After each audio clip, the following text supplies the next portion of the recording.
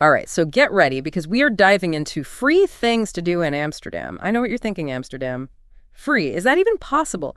But stick with us because we're about to uncover some secrets to experiencing this amazing city without breaking the bank. Well, I am definitely intrigued. A local perspective is always so valuable.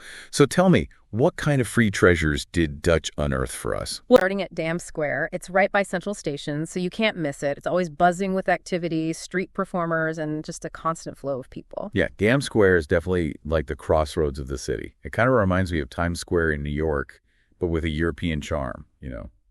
And if you're up for something a little more, well, let's say unconventional, Dutch suggests a stroll through the red light district. Mention that the crowd tends to shift in character a little bit as the evening progresses. Right, that's definitely a side of Amsterdam that's unique.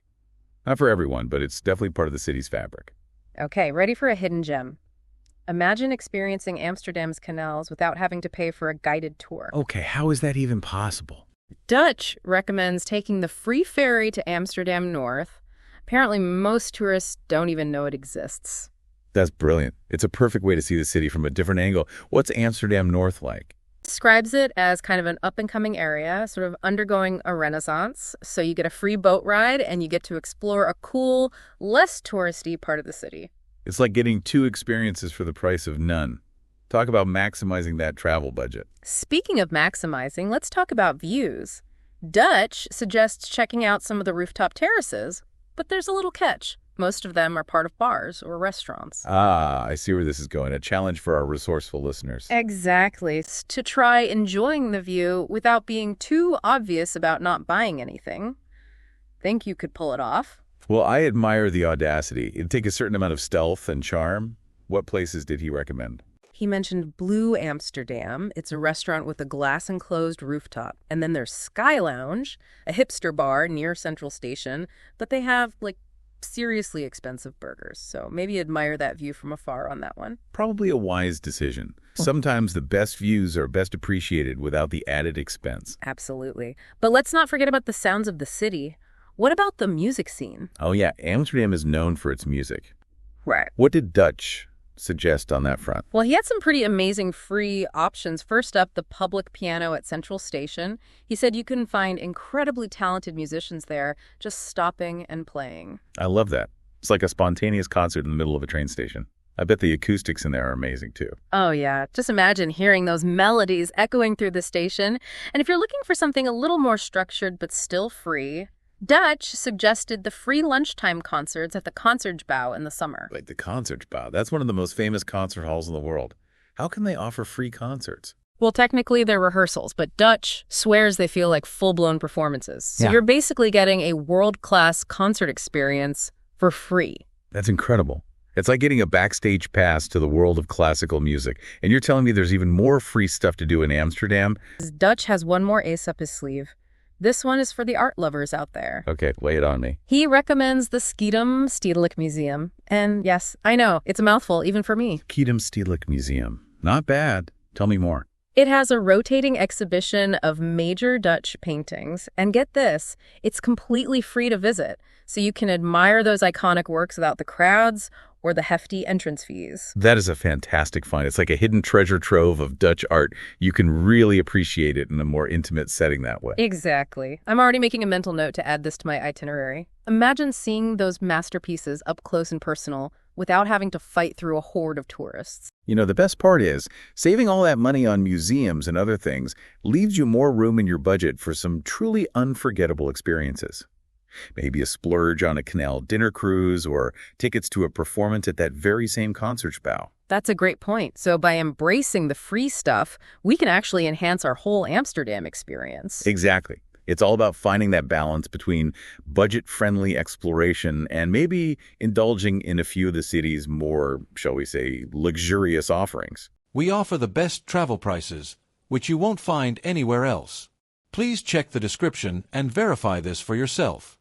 And ready to uncover even more of Amsterdam's free gems, I know you, our listeners, are all about that smart travel. And we're here to make sure you experience the magic of Amsterdam without, maxing out that credit card. Also suggests exploring Amsterdam's parks, specifically Vondelpark, the largest one in the city. Oh, yeah, Vondelpark. It's like a green oasis right in the middle of the city, right? What did Dutch recommend doing there? Picnicking, biking, just relaxing under the trees. Sounds like a perfect place to just escape the city noise for a bit. And I bet it's a great place for people watching, too.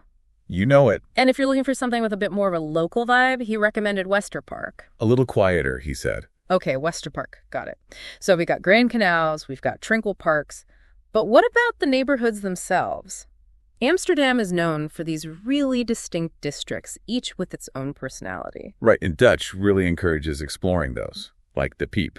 He describes it as this vibrant melting pot with bustling markets and a diverse, food scene. Well, that sounds right up my alley. I love exploring markets and trying new foods. What about Jordan? Oh, he said it's got a charming village-like atmosphere.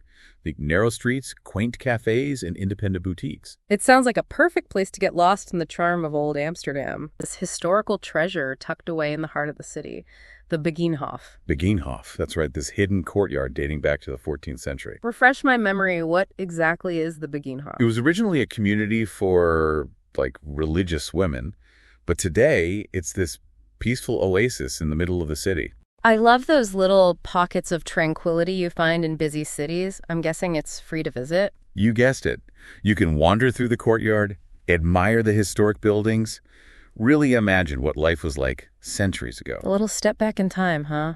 Okay, so we've got canal strolls, we've got park relaxation, we've got historical explorations.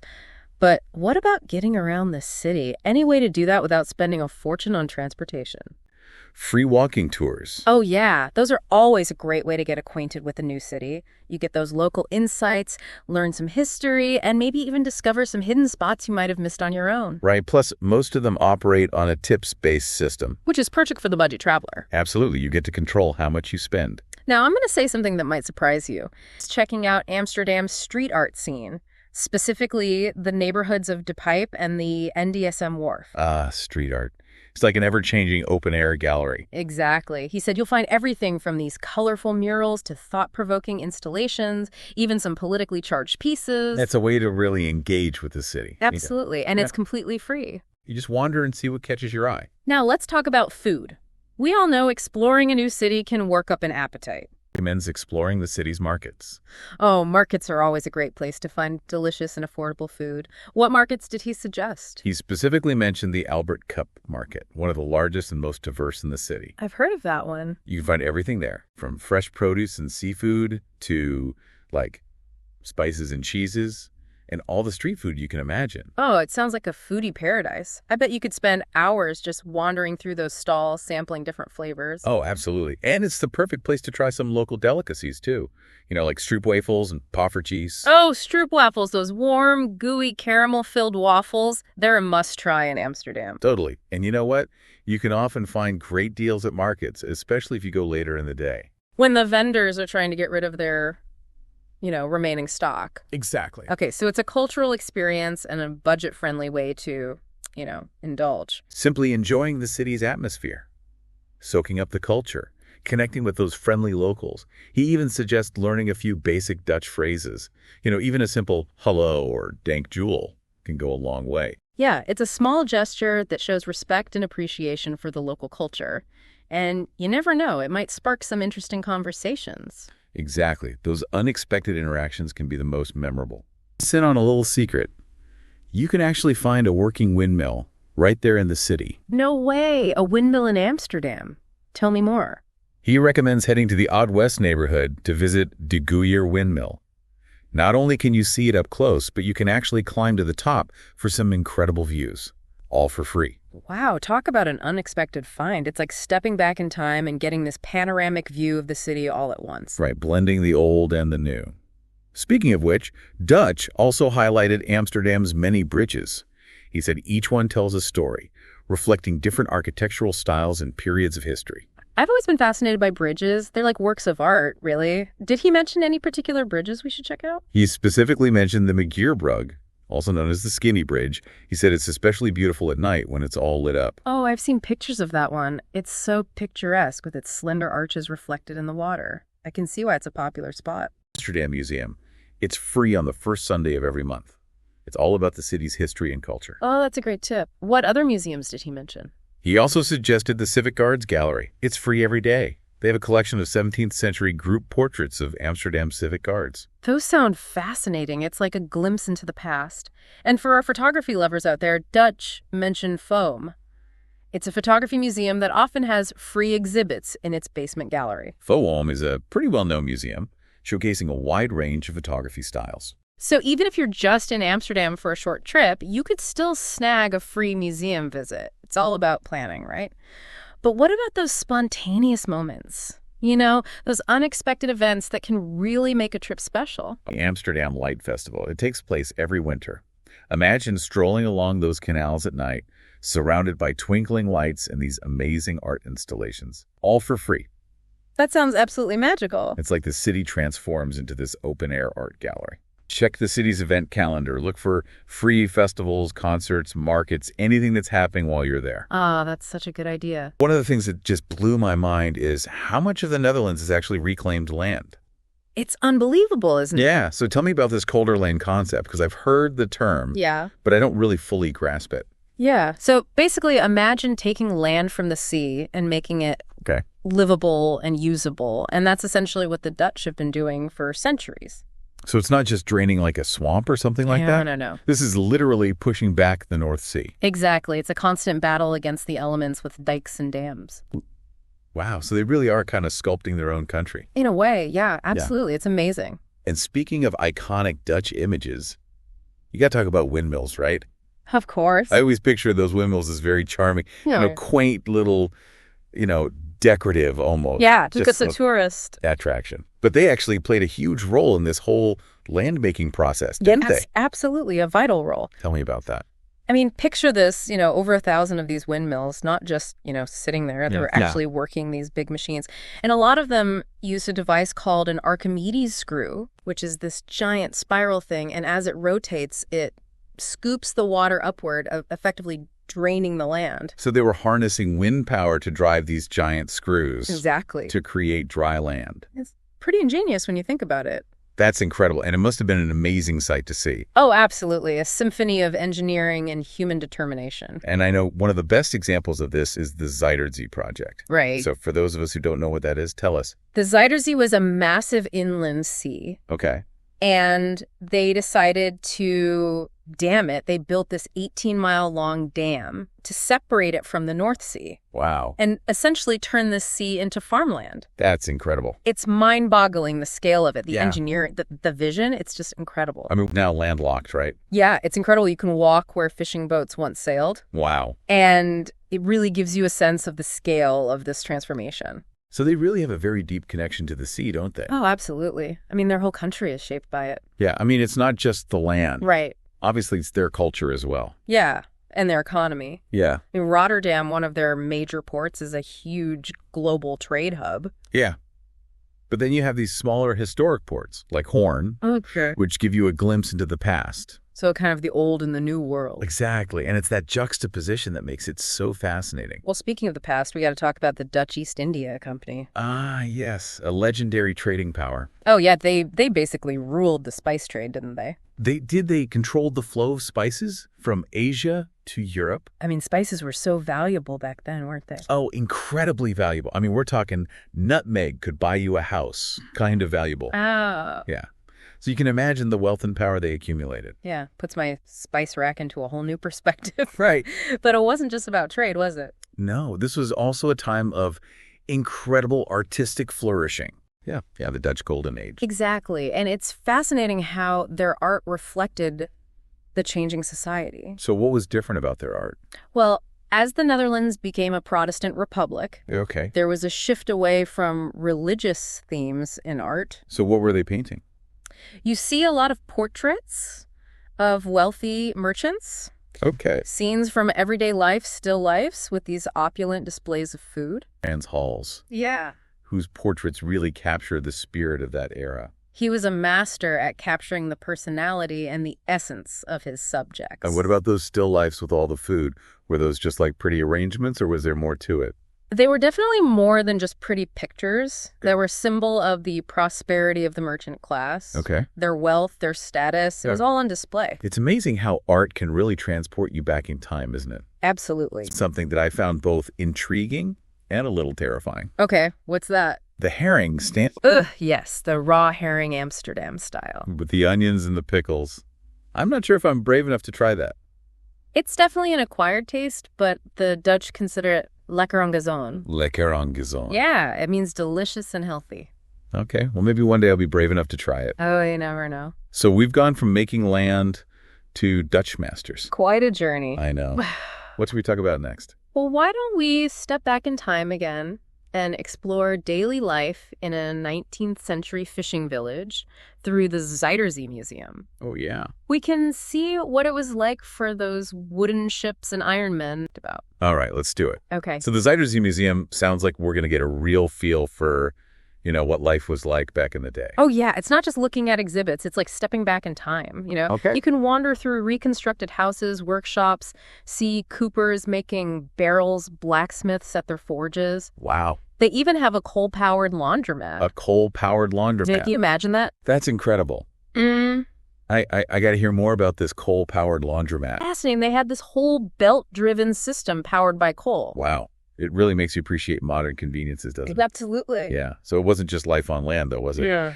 It really brings to life that phrase, wooden ships and iron men. Yeah. 2 men braving the elements for 5 days at a time on this relatively small boat. Talk about a demanding way of life. Oh, yeah. Incredible skill and endurance. So it really gives you a sense of how these people, relied on the sea for their livelihood. Yeah, absolutely. Their lives were intertwined with the sea. But of course, the Netherlands isn't frozen in time. Right. So I'm curious how this connection to the sea, this history of innovation, shapes their modern life. Well, they've done a remarkable job of preserving their past, but they've also embraced modernity.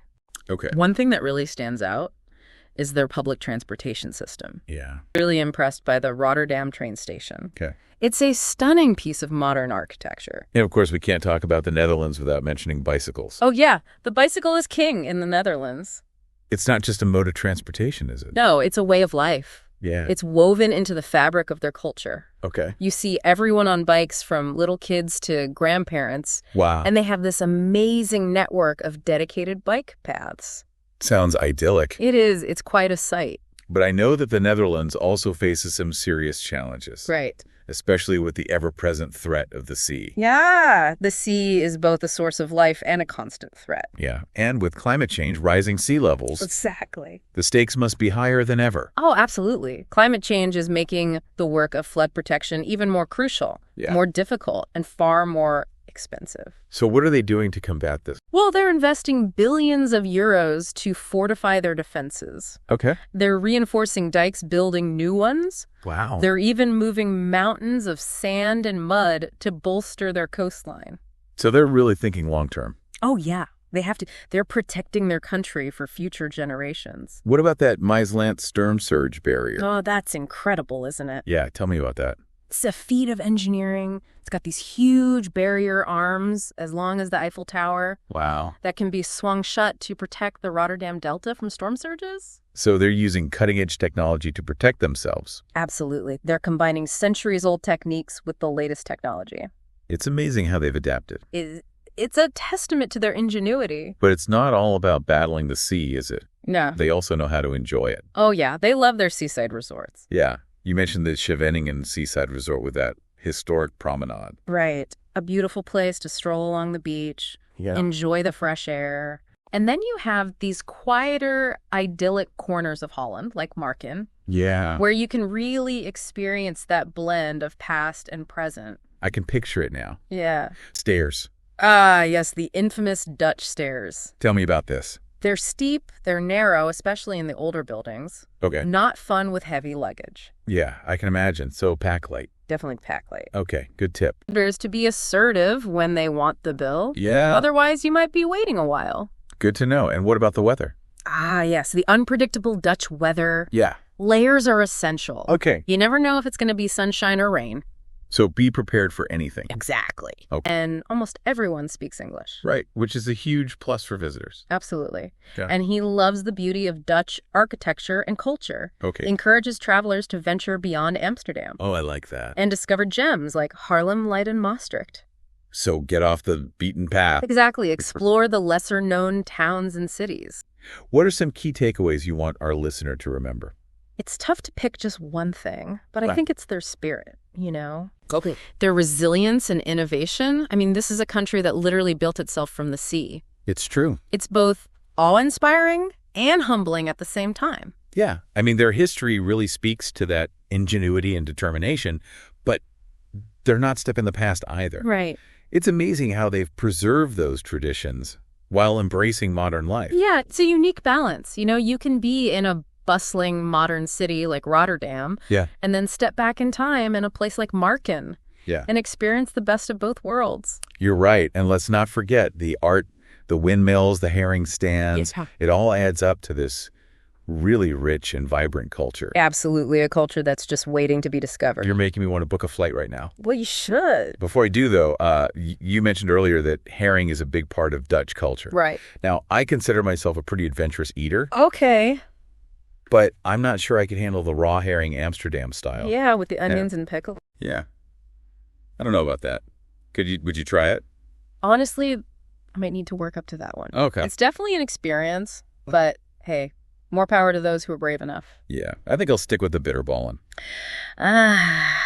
Good choice. Those are delicious. Yeah, I'm putting those on my must-try list for sure. You won't regret it. So we've covered so much in this deep dive. We have. The history, the culture, the challenges, the food. Just been a great exploration. It really has. I hope our listeners feel inspired to learn more about this amazing country. I hope so too. And if they want to see it all come to life,